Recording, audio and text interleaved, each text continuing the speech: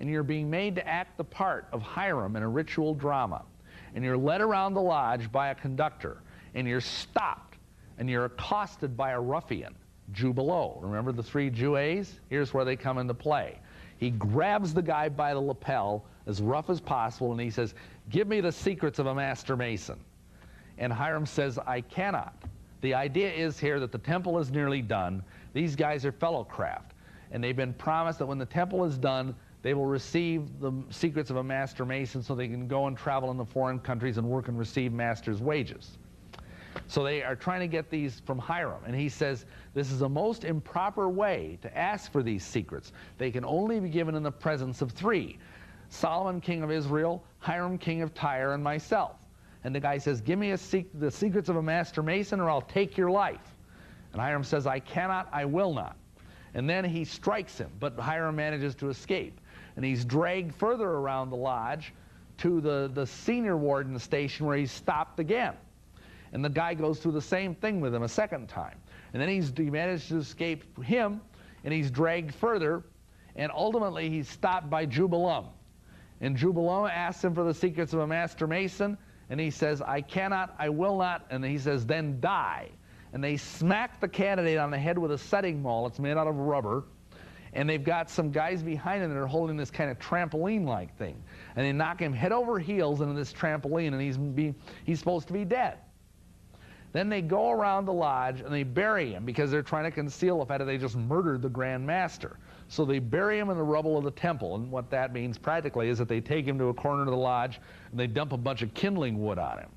And then at midnight, they come in, and they dig up the body, they carry it out of Jerusalem, and they bury it on a hill where there's an acacia bush, which is the Masonic symbol of immortality. Well, anyhow, this stuff takes about an hour to do. To make a long story short, the ruffians are exposed, and they find out that this Grand Master Hiram Abiff is buried up on this hillside. So Solomon goes up there with these fellow craft and with his colleague Hiram, king of Tyre. Not the same Hiram, this is a king. And they go up there, and Solomon says, "My brother, I feared the master's word is forever lost." Why? Well, because 1/3 of it was held by Solomon, 1/3 by Hiram, king of Tyre, and 1/3 by Hiram Abiff, and now Hiram Abiff is history. He's maggot meat. So what are we going to do? So they decide on the way to the grave that whatever words are first spoken upon seeing the body, those will be the substitute word. Okay? So they get to the body, and as they get to the body, they're all going like this, because it stinks so bad they can't smell it, because, as the ritual says, because of the effluvia which emanated from the grave. And this is partly where you get the Master Mason sign, is this. Okay?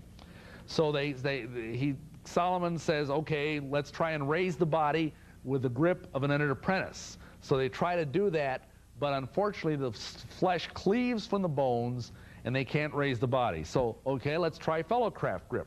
So they use the fellow craft grip, and again, the flesh falls off the bones, and they can't move the body because the body is so corrupt. So Solomon says, "Brothers, let's pray." And so they say a prayer. Then he says, "I will now endeavor to raise the body by the strong grip of the lion's paw," the Master Mason grip. So he brings the guy up. Now this is the candidate, mind you. He's been laying there all this time. They raise him up from the grave and pull him into the 5 points of fellowship, which is basically foot to foot, knee to knee, breast to breast, hand to back, and mouth to ear. And then he whispers the secret new word of the Master Mason in the guy's ear. And that secret word is Mahabon. Are you all just awestruck with the wonderfulness and beauty of it? The translation will astonish you even more. You know what that means in Hebrew? Most Masons don't even know what the word means. It means in Hebrew, roughly, what? The builder